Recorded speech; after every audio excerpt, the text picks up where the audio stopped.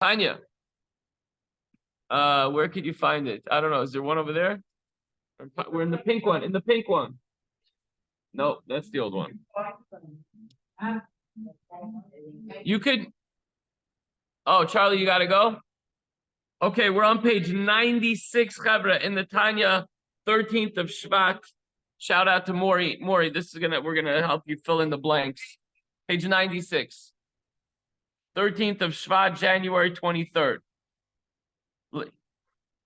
In today's lesson, a man's initial desire for an object is a simple longing for the desired object. You know, you don't think too deeply into it. I want to eat breakfast. I want a nice pancake and maybe oatmeal with banana and cottage cheese, right? Boom. You're not thinking too deeply into that.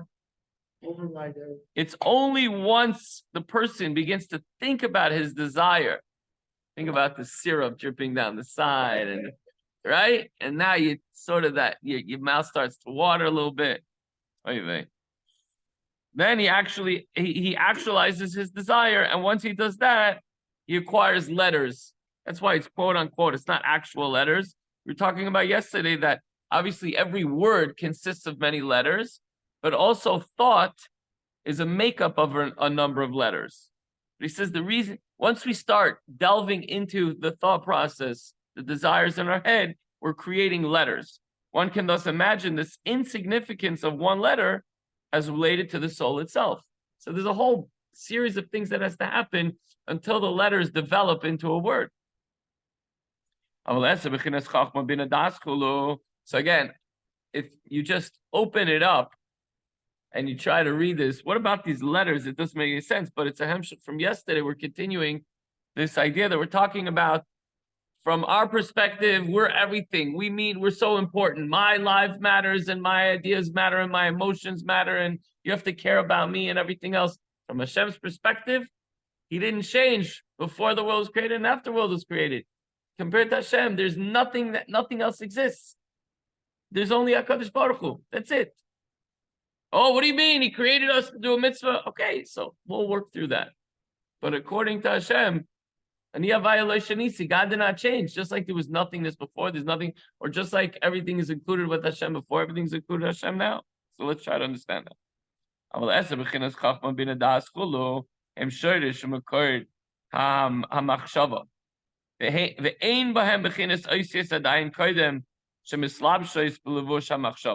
You got it, Adam? You read the whole thing already? Okay, that's fine. But the 10 attributes, starting from Chachma, Bina, and Das, and so on, are the root and source of thought, and before being clothed in the garment of thought, they as yet lack the element of letters. So the letters are formed only when applied in his thought to a particular idea or feeling, as explained earlier. Remember, we talked about this idea of Chachma. Chachma is koyach ma. It's just this. What is this? What is this all about? It's going to rain today. What? How much? When? What time? So the first initial idea, rain. Okay. But then you start to break that down and you start to think about it. That's Bina already. But Chachma, the first thought, there's no letters involved. And when I say letters, it's not specifically R-A-I-N. It's just the accumulation of and formulation of the idea in your mind. Since the intellect and emotional soul powers are so subtle that they cannot be defined even in terms of the spiritual thought letters, they're obviously of an altogether different, more spiritual order than thought, and the spoken word is surely without value in comparison to them. What follows is a description of the process whereby the letters of thought are then formed. L'mashal, kishenefela says ava v'chemda b'liboy shel adam koydem shoyla me'alev shel hamoyach lechashev ulahar herba. For example, when a person suddenly becomes conscious of a certain love or a desire in his heart, before it is risen from his heart to the brain, to meditate and ponder on it. Okay, I'll give you an example. Think about your granddaughter. Oh, but you're not thinking of anything specific of her accomplishments or her beauty or the nachas that she brings you. Just boom, there's a love. Adam, your kids. Boom, right? Or your cigar, whatever, right? You don't think of, oh, am I gonna get one? I'll cut it, smoke it, this. It's just by the way, I hate the smell, and I'm just trying to bring down a good example. So you become conscious of a certain love and desire in your heart. Then you didn't even get to start thinking about it yet. Oh, Dave's epoxy is here. Charlie, can you let the guy in on your way out, please? No, he's coming in the front. He's coming in the back door.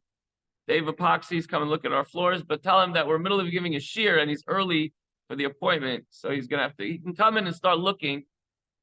He's by the door right now. You can come in and start looking, but tell him he's interrupting the shear. Bittul Torah. Yeah, tell him, here, he's coming in. Okay. Tell him if he wants to learn, he should grab a Tanya and pull up a seat. Dave's Epoxy.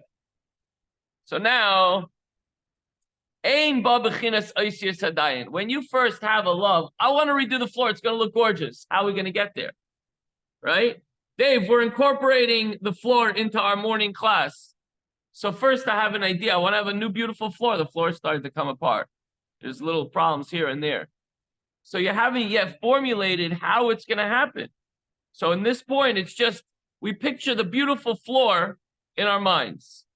It doesn't translate into, removing the old floor and pouring the new one and how we're going to pay for it and how we have to move the furniture out while it's being installed. All those details are going to come.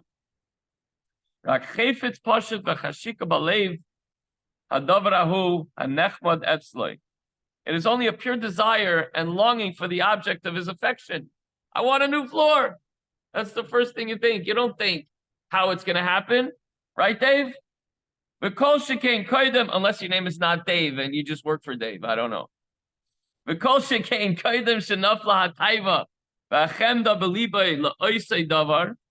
were doing a class online and in person. We were a little bit late. So, but you're early, so you can learn with us if you want. Look, it says, as all the more so, he began to feel in his heart a craving and a desire for that thing. Now that Dave is here, I want that floor like now. I don't want to wait.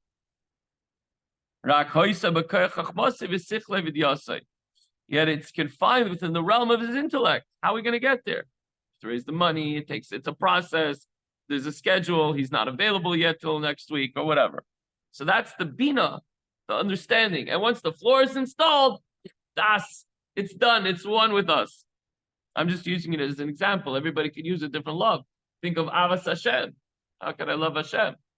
And you think about it in your mind like, okay, it's a concept, but now I got to flesh it out and try to figure out a way. And we think of the greatness of Hashem and Yiras Hashem.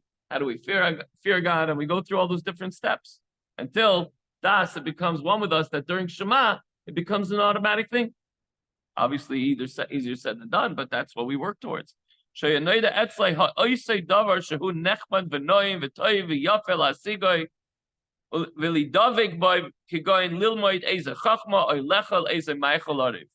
So when the thing becomes so gratifying to you, something good and pleasant, and we want to reach it, we want to get it. That's, for instance, or we want to study a certain shtickle Gemara and we want to understand it, and it's difficult to understand. And once we understand it, it's so geschmack. It's so hard to explain to somebody who's never opened up a Gemara how beautiful it could be once, especially if it's hard for you to understand it.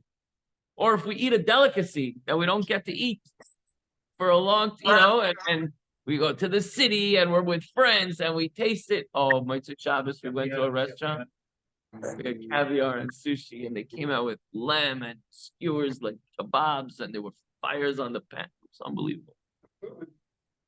And the same thing, we want a new floor, right? We desire for that floor, but it takes a process till we get there. So this then becomes an intellectual appreciation of the desired object, even before you eat it, or even before you see it. So you're working and developing these letters in your mind.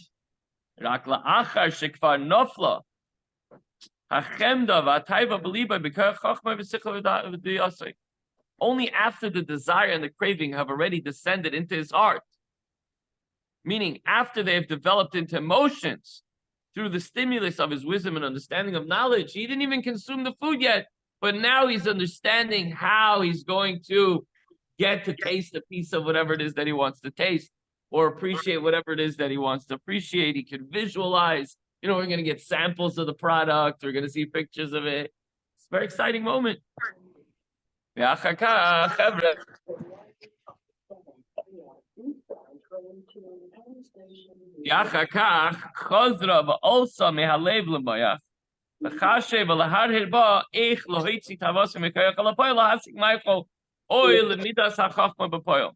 Only after you went through this whole process in your brain to think and meditate how to implement this desire, how to obtain that particular delicious Wagyu steak or caviar or sweetbreads, or how we're going to install the floor or whatever it might be, then we could actually go and obtain the food or study the object or then take the next step. So once we put everything in line, okay, we're going to ask so-and-so to donate money. We're going to put it in the floor. We're going to pick a date. We're going to agree on a price. All these different things have to come together. At this point, now it's clear. We have the letters in our mind, even though it's just quote unquote letters. But now we have an idea of this is how we're going to proceed. This is how we're going to move forward.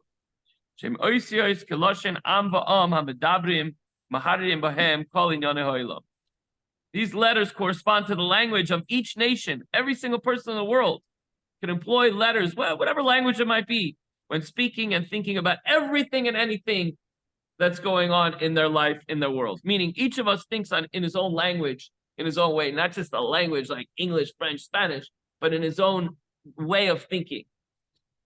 So pure feeling, however, that first initial idea that comes to mind, the love that comes to you, that's not yet put into letters. That can't be described. That's just a feeling. That's like the Jewish word nachas. That's indescribable. That transcends nationality and language and everything. It cannot be expressed in letters. So from all this, we could understand what the Alter Rebbe said earlier, that a spoken word is utterly without value in comparison with the neshama's intellectual and emotional powers, which are described here for our purposes as the essence of the soul. And surely then, the divine word, Hashem's word, by which Hashem creates and animates all the worlds, has no value next to Hashem himself, who is truly and absolutely infinite. Thus, all the worlds created and sustained by Hashem's word are as if non-existent. That's from God's perspective. And their presence does not affect any change in his unity, regardless of what's going on, regardless of the tumult that we see in the world today, and the upheaval. Doesn't affect Hashem whatsoever. Obviously, it affects us, but it doesn't affect Hashem's unity. And this theme will be further discussed in the following chapter, chapter 21. This concludes chapter 20. And the takeaway is that letters and words are used for articulation, but there are truths that run deeper than that.